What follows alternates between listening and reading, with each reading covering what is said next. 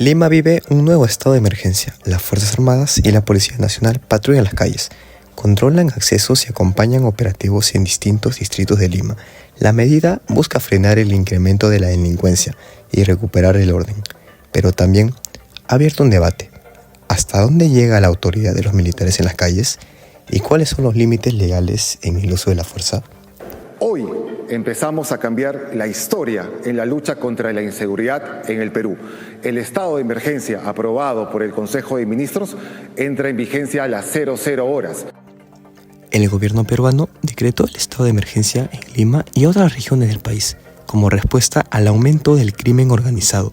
Bajo esta medida se suspenden derechos constitucionales como la inviolabilidad de domicilio o la libertad de reunión. Y las Fuerzas Armadas pueden apoyar directamente a la policía en tareas de orden interno.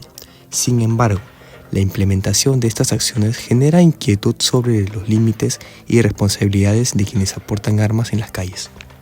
El abogado Ignacio Infantas explica cómo se aplica esta medida y qué riesgos conlleva en la práctica.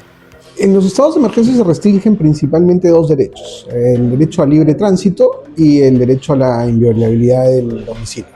Es decir, básicamente lo que hace es permitir un control territorial por un tiempo determinado y por una razón determinada. Los estados de emergencia suspenden esos derechos, principalmente. Es decir, lo que buscan es buscar que se establezca un control territorial específico, ¿no? Y no pueden ser permanentes, tienen un tiempo de duración determinada y tienen que estar razonablemente justificados en función de su necesidad pública. Infanta señala que el control del orden no debe traducirse en impunidad, sino en responsabilidad institucional. Las Fuerzas Armadas tienen la función de la defensa exterior de nuestro territorio. Están entrenadas para eso y para algunas funciones en las que realmente coadyuvan a la implementación de políticas públicas y al desarrollo de la nación. Eso es verdad. Sin embargo, el ejercicio legítimo del poder y del control y de la fuerza y de la seguridad interna del país está en manos del Ministerio del Interior y principalmente de la policía. La policía está entrenada profesionalmente para poder realizar el servicio de seguridad interna en el país. Entonces, las Fuerzas Armadas no están entrenadas para verificar o para trabajar en la seguridad interna de la nación. Tienen otro tipo de entrenamiento. Entonces, yo no considero adecuado que las Fuerzas Armadas salgan al control a militarizar la seguridad interna del país. Creo que no es conveniente. Creo que ha sido conveniente en algunos casos muy específicos y muy acotados.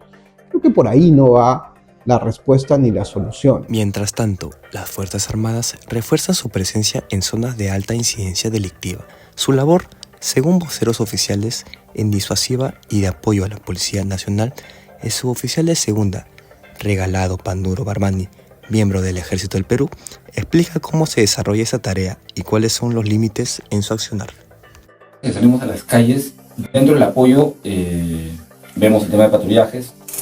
Si bien es cierto se restringen algunos derechos, siempre debemos actuar dentro de un marco legal, pero ya te facultan a intervenir personal. Ves a alguien sospechoso, intervienes, identificas, los puedes detener hasta que puedas verificar la información que te estén brindando. Básicamente es eso. Sobre eso, si las personas no quieren colaborar, se hace uso de la fuerza para un tema de detención. Legal y influye mucho los que son derechos humanos. Sí, sino que hay un tema acá mucho más complicado porque por lo general al ejército, yo hablando por el ejército, la disciplina a la que estamos acostumbrados nosotros es diferente a la que está acostumbrada la policía. La policía está siempre más vulnerable, por así decirlo, de que le puedan hacer caso o no. Nuestros subalternos por lo general hacen caso sí o sí, porque tienen muchas acciones disciplinarias y administrativas dentro de la institución, ¿no? Entonces, bajo ese criterio, se ve muchas veces que son más impacientes los operativos o las intervenciones. yo te pido tus documentos, intervengo, te pido tus documentos, no quieres, ya simplemente lo vemos como una amenaza. Desde el ejército aseguran que se actúa bajo los principios que se necesitan, proporcionalidad y legalidad, tal como establece la normativa internacional sobre derechos humanos. Sin embargo, algunos especialistas advierten que, sin una supervisión adecuada, estos operativos pueden derivar en excesos o vulneraciones. Los límites que dicta los términos de intercambio y los protocolos para utilizar sus armas, ¿no es cierto? A saber, ¿no es cierto? Primero tienen que hacer tiros de advertencia, ¿no es cierto? Al aire. Si hay, es una opción residual, tiene que ser la única opción el uso de su arma de fuego, ya sea para repeler un ataque, ya sea para garantizar la seguridad de otros, ¿no es cierto? Entonces, el uso de sus armas es en ese contexto. Es en ese contexto. Si un policía o un militar usa su arma para fuera de ese contexto, para cualquier otra cosa... La presencia de las Fuerzas Armadas en las calles puede generar sensación de seguridad, pero también plantea desafíos para la democracia. El equilibrio entre proteger la ciudadanía y respetar sus derechos es hoy uno de los mayores retos del Estado peruano.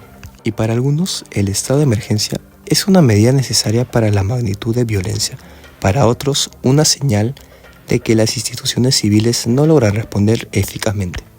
Mientras tanto, Lima continúa bajo la vigilancia, una ciudad en la que la paz parece depender, más que nunca, del uniforme y el arma de quien patrulla en sus calles.